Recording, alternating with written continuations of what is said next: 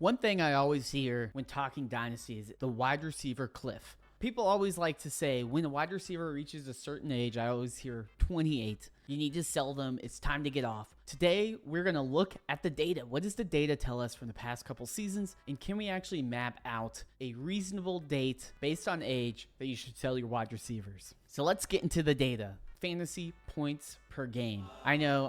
There's a lot of other metrics out there, but frankly, at the end of the day, I just care about fantasy points. So fantasy points are one of the best metrics for actually following wide receiver production, and we will be using PPR fantasy points for this experiment. I also grouped players into 4 groups based on their age. Surprise. The 4 groups are age 27, age 28, age 29, and 30 plus. Since obviously once you get to 30, the sample size is much smaller. And if you're getting any sort of meaningful production past 30, that's a win in my books. What I did is set 2 ranges I really wanted to focus on. The first range is the 90th percentile, which falls around 14.5-ish points per game, depends on the season. And the second percentile is the 75th percentile. This falls around 10.5 points per game. Think of a 90th percentile player as someone that is a locked-in wide receiver 1 or high-end wide receiver 2, depending on how competitive that year is. These are players that are the core of your roster. 75th percentile players are more like flex plays, maybe wide receiver 3s, maybe low-end wide receiver 2s if you get lucky. These are players that might have a hot streak or a hot couple weeks, but aren't someone that you can always rely on. But at the end of the day, you need both of these guys. Both players have certain ranges that matter, and that's why I wanted to kind of show 90th percentile and 75th percentile to see, hey, are players kind of reaching their peak? How does the fall-off typically look? So first up, we got 2024. The 90th percentile is 14.8, and the 75th percentile is 10.4. If we look at age 27, A.J. Brown and Jacoby Myers last year were the only 90th percentile players of the age 27. We also had 2 players that were in the 75th percentile, DJ Moore and Juwan Jennings. Both performed very well. If we look at 28, Terry McLaurin, 15.75 fantasy points per game. That was a great year for him. And then we also had 3 75th percentile players in Adebo, Allen Lazard, and Cortland Sutton. 29, no 90th percentile players. And we just had a 75th percentile player in Calvin Ridley with 11 points per game. And then lastly, our 30-plus group, we had Devontae Adams with 17 points per game, Mike Evans with 17 points per game. And then we had a bunch of 75th percentile players in Cooper Kupp, Adam Thielen, Tyreek Hill, and Keenan Allen, all putting up 12 or more fantasy points per game. Let's take a look at 2023. So similar ranges for the percentiles, 14.4 points and 10.6 points. Age 27, Deebo Samuel was 90th percentile player scoring 16.25 fantasy points per game. If we look at the 75th percentile, we had a ton of players. Chris Godwin, McLaurin, Sutton, Deontay Johnson, and Noah Brown, surprisingly.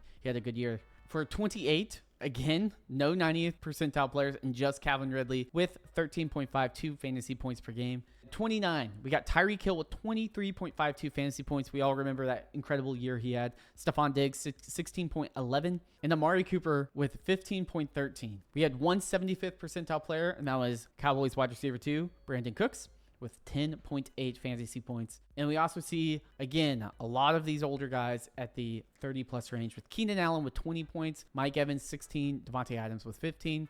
For the 75th percentile players, we had Cooper Kupp, Adam Thielen, DeAndre Hopkins, and Tyler Lockett. Lastly, I won't run this on too long. We had the 2022 season. Again, similar ranges, 14.2 and 10.5. In the 27 age group, we had no 90th percentile players, and we had 2 75th percentile players in Mike Williams and Zay Jones. The 28th group, we had Tyreek Hill with a 20 points per game season and Stephon Diggs in 19.7, with 2 players in the 75th percentile with Amari Cooper and Brandon Cooks.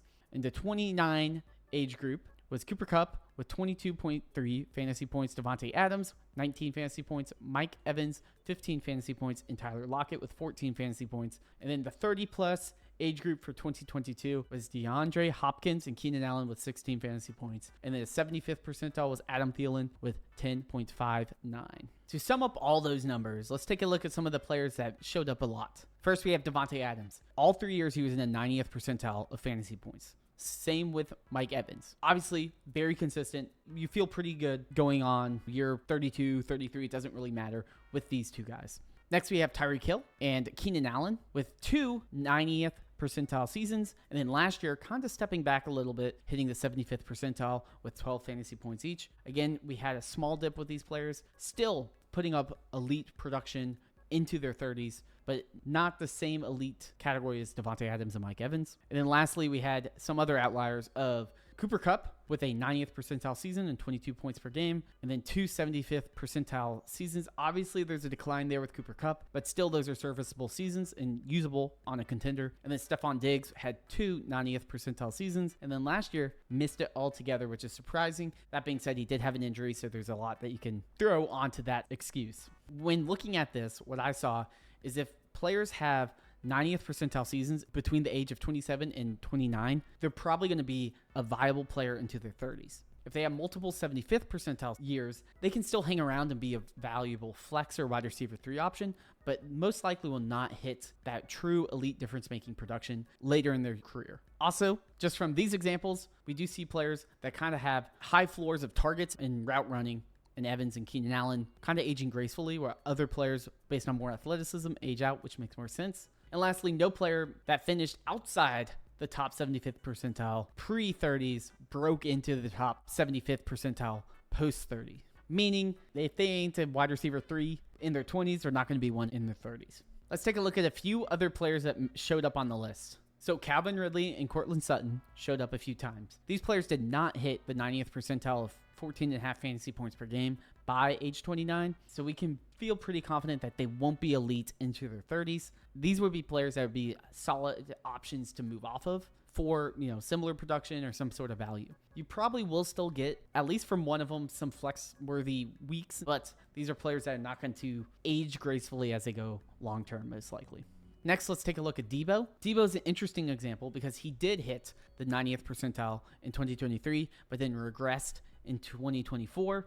Again, he's someone that is not an elite route runner and relies more on his yak ability. He's a case that I would say you need to look at the actual case-by-case examples of these types of players. For me personally, I see him kind of aging like a Brandon Cooks type. He'll probably still be a decent flex option as we go forward, but not a player that will crack the top 12 or, that high-level 90th percentile player again. Next, we got A.J. Brown, who is finally reaching the second half of his career. For me, I think A.J. Brown is safe. Obviously, he broke the 90th percentile in his first season.